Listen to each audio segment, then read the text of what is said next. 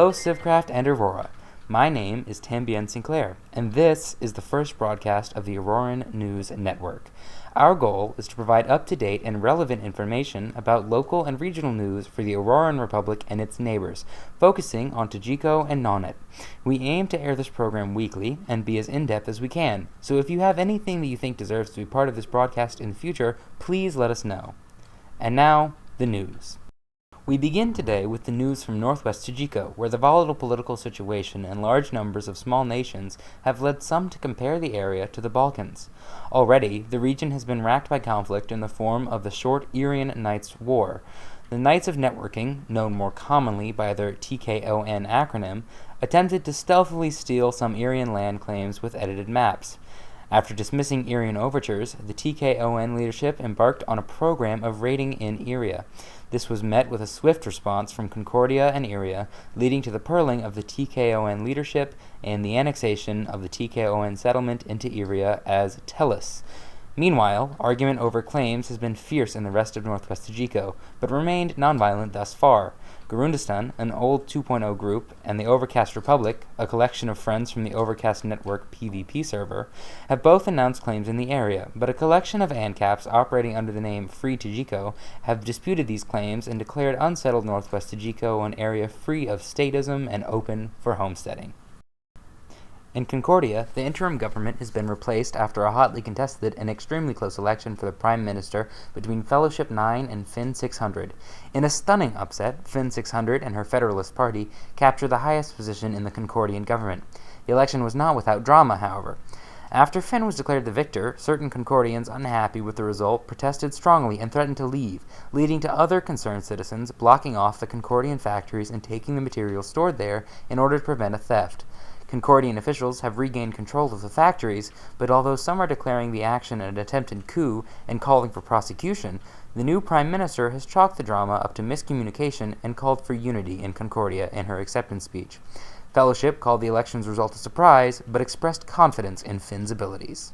Aquila also experienced heavily contested elections this week on the heels of the impeachment of one of its 3 executive council members on the grounds of inactivity and the end of another's term. Public Friendemy and Asomb won the 2 vacant seats on the Executive Council out of the 7 candidates running, joining Evocator as leaders of Aquila. Aquila has also opened voting on amendments to their constitution. Most proposed changes are simple clarifications or additions, but one of the proposed amendments has caused quite a stir. Under the proposed amendment, which looks almost certain to pass, a full citizen of Aquila may not have citizenship in another nation. This sort of citizenship provision is relatively novel on Civcraft, with little historical precedent to predict its effects. In the Auroran colony of New Criopolis, meanwhile, the old Void Imperium fort that Auroran farmers and loggers have been using as a temporary base has continued to suffer from petty theft, likely a spillover from the continuing raids on Concordia. Government officials have warned against storing anything in the fort and have advised that all valuables be removed from New Criopolis village and transported to the capital for safekeeping, as snitch and protection resources are being devoted almost entirely either to rapidly expanding Aquora or the New Criopolis farms themselves. Despite the challenges posed by this theft, Higginbottoms, Clemente, Dangersive, and Kieran have made significant progress in establishing the Auroran farms in the southern portion of the Ajikko claim. Higginbottoms informed ANN that the farm now boasts about 480 tilled blocks of land, but that material shipments from Nonnet and clearing Tajikkan trees and leaves are the biggest obstacles to the continued progress of the farms. As evidence of the continued difficulties in Tajikkan logging, the wood shortage in Aquora has continued to worsen. Although international merchants have sporadically sold logs in Aquora and the domestic wood trade has begun to take root, supply has yet to keep up with demand. The Grey Hats, a new Auroran hat mafia attempting to establish themselves in 3.0, have announced their intentions to form a logging corporation and sell their product domestically. The Orange Hat Corporation and Auroran Insurance Agency are also making a return in 3.0, although it remains unclear exactly what OHC will sell, and AIA will focus on insurance. Government officials have expressed confidence, however, that the markets will rise to the challenge. In other local Aquoran news, the 3rd public factory has officially been completed. The public factories are located on the 2nd floor of the hub in Aquora.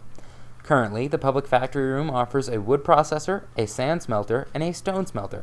Although no concrete plans have been announced as of yet, public consensus leans towards working on a kiln next.